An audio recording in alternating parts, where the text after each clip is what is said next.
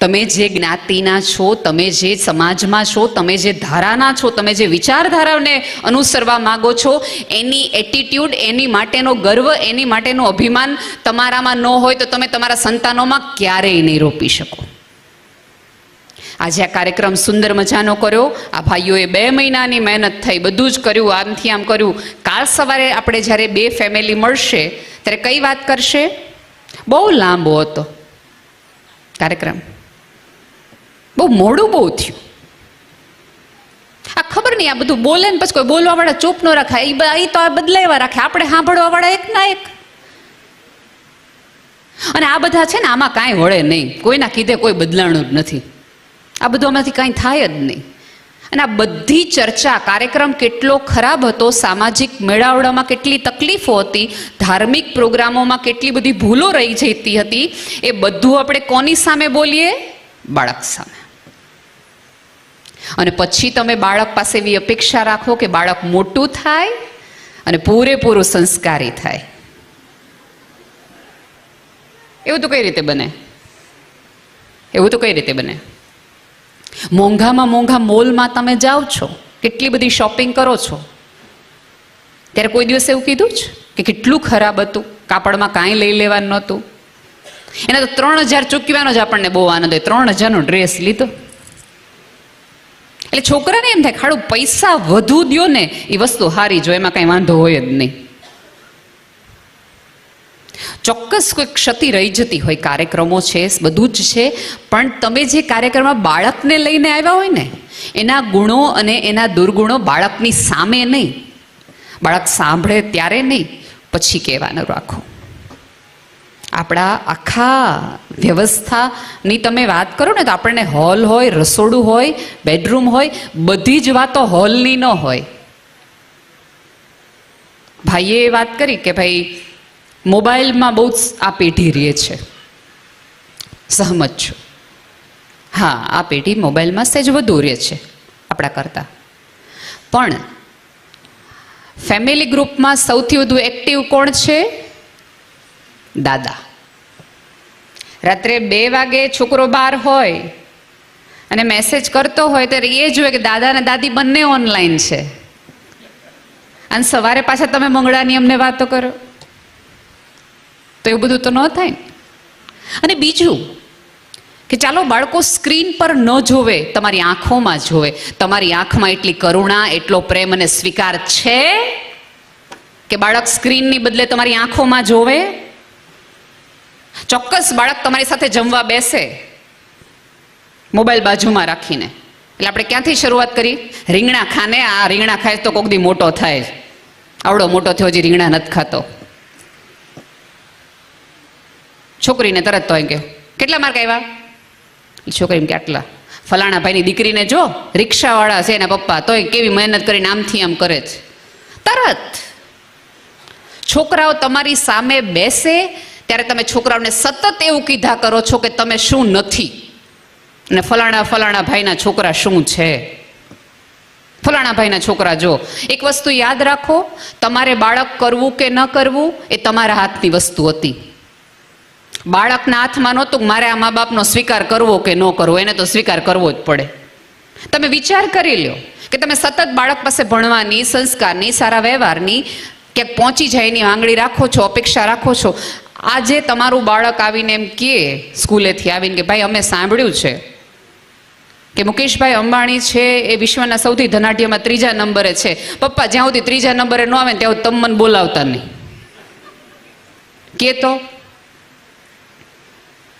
Mummy મને તું જ્યાં સુધી દીપિકા પાદુકોણ જેવું તારું ફિગર ન થાય ત્યાં સુધી આપણી સામે ન જોતી, આપણને નહીં પોસાય. બાળક એવું તમને કહેતો? આવું સતત આપણે બાળક સાથે નથી કરતા? બાળક શું કામ તમારી પાસે રહેવું જોઈએ? તમે એવું એને કયું કલરફુલ વિશ્વ બતાવી શકો છો કે જે મોબાઈલની સ્ક્રીનમાં જેને ગૂગલ બતાવે છે, જેટલી મજા અને આનંદ કરાવી શકે એટલી વાતો ને વિચારો તમારી પાસે છે? તો બાળક તમારી પાસે આવીને બેસે. કેમ આપણે બધા સાધુ સંતોના ચરણે બેસી જઈએ છીએ? કારણ કે એની વાત સાંભળવી આપણને ગમે છે, એના હોવાથી આપણે શાંતિ અનુભવીએ છીએ. એવું તમારી પાસે કાંઈ છે કે તમારા બાળકને તમારા હોવાથી શાંતિ અનુભવાય? તો એ તમારી પાસે રહે, મોબાઈલમાં નહીં. અને પછી વાંક કાઢી દેવો તો બહુ જ સહેલો. જો આપણા બાપુજીને મમ્મીઓ એમ કહેતા કે આ પેઢીમાં કાંઈ લઈ લેવાનું નથી, અને એની પેઢીએ એમ કીધું હતું કે આ પેઢીમાં કાંઈ લઈ લેવાનું નથી. અહીંયા આપણે બધાએ સાંભળ્યું છે ને. પહેલી વખત જ્યારે ટાઈપરાઇટર આવ્યું હશે ત્યારે દઈને વિરોધ કર્યો હોય બધાએ. પેન આવી હશે પહેલું વહેલી, ત્યારે પેનનોય વિરોધ થયો હતો. આ જગતમાં જ્યારે જ્યારે કશુંક નવું થાય છે ત્યારે વિરોધની જ ધરતી ઉપરથી કશુંક ઉગે છે. કોઈ સવાલ જ નથી. પણ એ વિરોધને ઝીલનારા, સમજનારા ને પડખે ઊભા રહેવા વાળા કોણ છે ને, એના આધારે નક્કી કરે છે. આપણે બાળકને આપણી પરંપરામાં રાખવું છે, સંસ્કારોમાં રાખવું છે, પણ આપણે ને મને ને તમને ઈશ્વરમાં કેટલી શ્રદ્ધા છે? આપણને આપણી શ્રદ્ધા તો એટલી બધી દુબળી, પતલી અને કરોડરજ્જુ વગરની છે સાહેબ, કે ભગવાન આપણા કામ ન કરીએ ને તો આપણે ભગવાનને બદલાવી નાખીએ કે 4 મંગળવાર કર્યા, કામ ન કર્યું આણે, લાવો બીજા. એટલે તમારા જેવો કેમ કે એના કરતાં સોમવાર કરો. બાળક તમને રોજ શ્રદ્ધા બદલતા જોવે છે, અને પછી તમે અપેક્ષા રાખો કે આપણી સમાજની પરંપરા ઉપર આપણું બાળક, તમે આવતીકાલ છો, અરે પેલા આજને તો મજબૂત કરો તો આવતીકાલ મજબૂત થાય. એને તો કરો તો ટકી જાય. અને ભગવાનની ભૂલ કાઢવાવાળા આપણે બધાય છીએ. હવે તો બ્રહ્માજીએ, આપણે બધાને ખબર છે, બ્રહ્માજીએ આખું વિશ્વ બનાવ્યું છે. બ્રહ્માજીએ વિષ્ણુ ભગવાનને જઈને એવું કીધું કે એમ તો બધું મેં વ્યવસ્થિત કર્યું છે, પણ હજી કંઈક એમ લાગે છે કે બરાબર ચાલતું નથી. આખી આ વ્યવસ્થામાં કાંઈક ભૂલ લાગે છે. બધું સરસ રીતે ચાલવા માટે કશું કંઈક જોશે. એટલે વિષ્ણુ ભગવાન એવું કહે છે કે તમને સમજાવો કે તમે કઈ રીતે આખી પૃથ્વીની વ્યવસ્થા કરી છે ને કઈ કઈ રીતે. એટલે બ્રહ્માજીએ શરૂઆત કરી, કારણ કે મેઇન એન્જિનિયર તો એ જ. એણે એવું કીધું કે મેં 21 લાખ એવી પ્રજાતિઓનું નિર્માણ કર્યું છે જે પરસેવામાંથી, સૂર્યપ્રકાશની હાજરી વગર, તમે જૂ છે, ટોલા છે, ઉધઈ છે, ઈયળ છે, એ બધું સૂર્યપ્રકાશની ભેજવાળા વાતાવરણમાં પરસેવામાંથી ઉત્પન્ન થતી પ્રજાતિઓ. 21 લાખ પ્રજાતિ મેં આવી બનાવી છે. 21 લાખ પ્રજાતિ મેં ઈંડામાંથી સર્જન થાય એવી બનાવી છે. 21 લાખ પ્રજાતિ મેં એવી બનાવી છે કે ધરતી ફાડીને જન્મ લે વૃક્ષો. અને 21 લાખ પ્રજાતિ મેં એવી બનાવી છે કે ચામડી ફાડીને, એટલે ગર્ભમાંથી બાળક આવે, કોઈ પણ પ્રાણીને, માણસને, બધા. 21 લાખ મેં, એટલે 84 લાખ ફેરાને મેં 21 લાખ આવા 4 ખંડમાં મેં વિભાજિત કર્યા છે. એટલે વિષ્ણુ ભગવાન કે આમ તો કઈ બરાબર નથી, પણ થોડુંક ઓછું કરી નાખીએ ને, કાંઈક એકાદ બોલ કાઢી નાખીએ ને. બ્રહ્માજી પાના પેચીને ઘા કર્યો, એટલે તમે કરો તો મોટા એન્જિનિયર તો તમે જ છો. ભગવાને શરૂઆત કરી. પહેલું એણે પક્ષીમાંથી લોભ કાઢી નાખ્યો. તમે જુઓ, તમે પક્ષીને દાણા નાખો તો તમારા ઘરે એને ભૂખ હોય ને એટલા જ ચણીને જાય. કોઈ દિવસ એવું જોયું કે પોતે લઈ જઈને થોડાક 250 ગ્રામ લેતું જાય, વરસાદ આવશે કામ લાગશે, માળામાં ભરી રાખો? એ માણસની પ્રકૃતિ છે. પક્ષીમાંથી ભગવાને લોભ નામનો બોલ્ટ કાઢી નાખ્યો. પશુમાંથી ભગવાને વાચા લઈ લીધી. તમે વિચાર કરો કે આપણા પશુઓ બોલતા હોત તો? ગાયને તમે એમ કહો કે 3 લીટર દૂધ દેવાનું, તેમ કે કયું ઘાસ દીધું તું? ગાય બોલતી હોત તો એ તમને કહે કયું ઘાસ દીધું તું 3 લીટર દૂધ આમાંથી આવે? સારું ઘાસ દો, દૂધ આવે. બળદ ખેડૂત ખેતરે લઈ જતા હોય અને સવારે ઉઠાડે તો બળદ એમ કે આજ નહીં ઉઠાય, આજ મૂળ નથી, અને મને હાથ તો લગાડતો જ નહીં, હો લાકડી બાકડી મારતો જ નહીં, મારા એક પાટા નહીં તમે ખમી શકો. પશુઓ બોલતા હોત તો માણસને આ તકલીફ થઈ જાય. એટલે પશુમાંથી ભગવાને એક બોલ્ટ ઓછો કરી નાખો, વાચા લઈ લીધી. વૃક્ષમાંથી મોહ લઈ લીધો. કોઈ પણ વૃક્ષ પોતાનો ફળ રખાય તો આંબો એમ કે હારી કેરીઓ આપણા છોકરાઓ માટે રાખી દેજો, હળેલા ભલે આખા હતા, પાણી પીવા ક્યાં આવ્યા હતા? મોહ લઈ લીધો.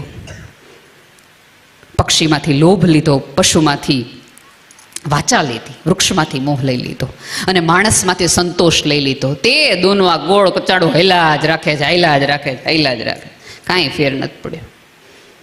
અને ઘણી વખત આપણે એક માણસ તરીકે આપણને એવું થાય કે આ ભગવાન માટે તો બધું કેટલું ઇઝી છે, એક આમ ચમત્કાર કરે, એક વીજળી કરે, બધું ભૂખ્યા હોય ને અન્ન મળી જાય, ગરીબ હોય ને વસ્ત્ર મળી જાય, આને આ મળી જાય, આપણા લોનના હપ્તા ભરાઈ જાય, કોઈને કાંઈ જોતું જ નહીં, કોઈને કાંઈ ઘટે જ નહીં.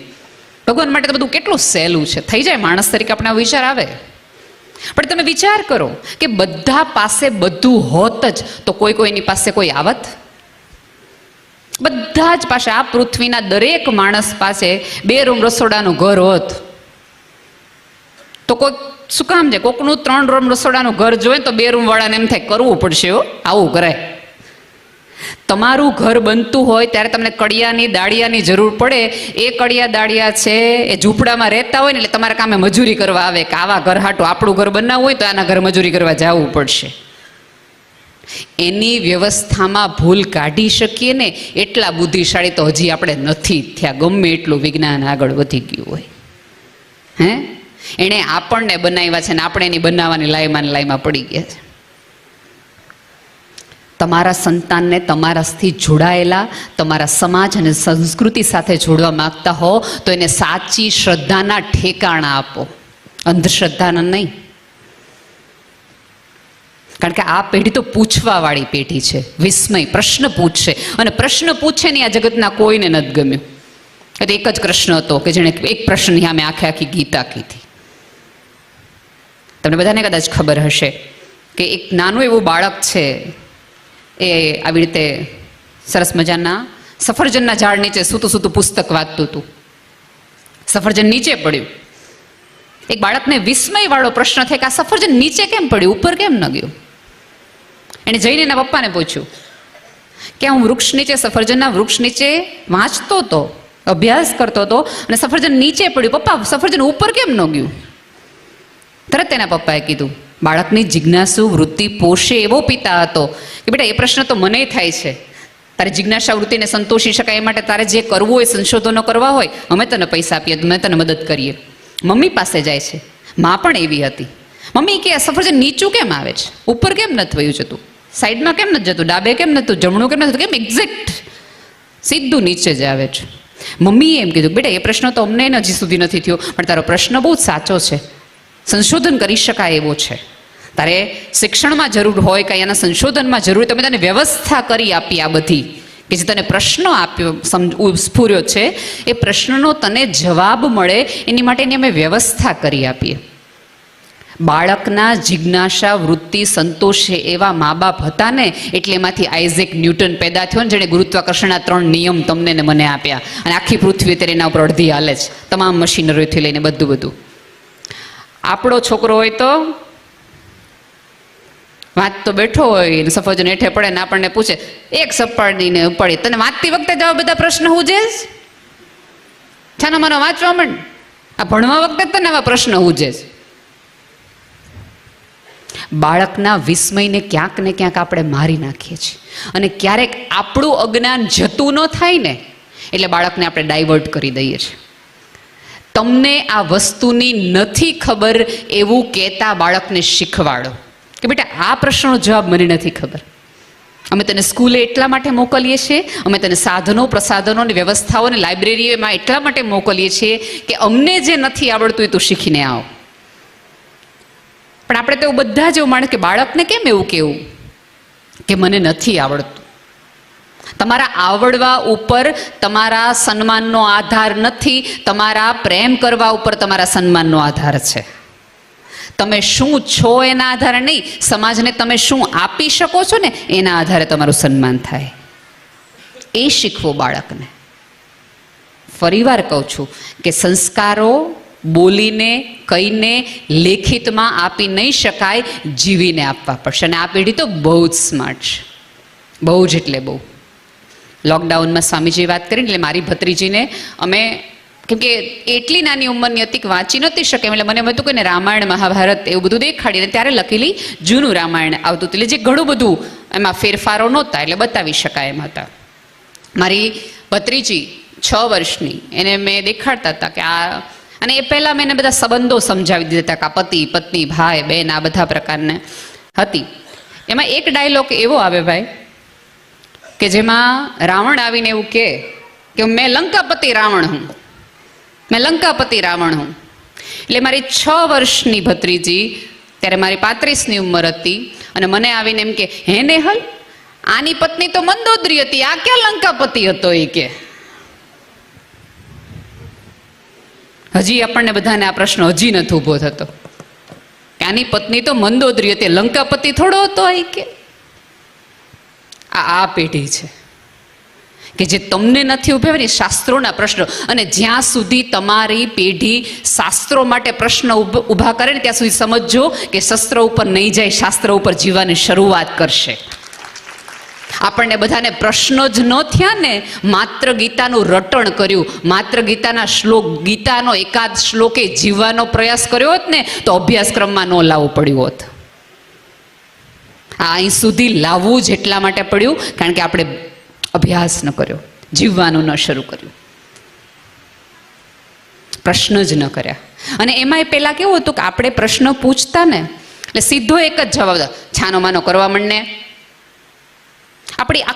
આપણી બધાની જનરેશન છે ને પિતાના ડારાથી મોટી થઈશ.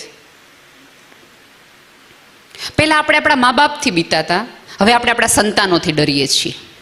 એટલે આપણે વચગાળાની બિચારી દાબેલી જેવી આપણી સિચ્યુએશન છે, વિહેલી આખી. કારણ કે સંતાનોને કંઈ કહેવાતું નથી. સહેજ કાંઈ પણ કયો એટલે બારણા બંધ કરી લે, અને મમ્મીને ડર લાગે પંખે લટકી જશે તો, ઓલું કરશે તો, આમ કરશે તો. કારણ કે આપણે બાળકની નિષ્ફળતા જ્યારે મળે છે ને ત્યારે બાળકની નિષ્ફળતા પાછળ આપણે એને ક્યારેય ન કીધું ઇટ્સ ઓકે.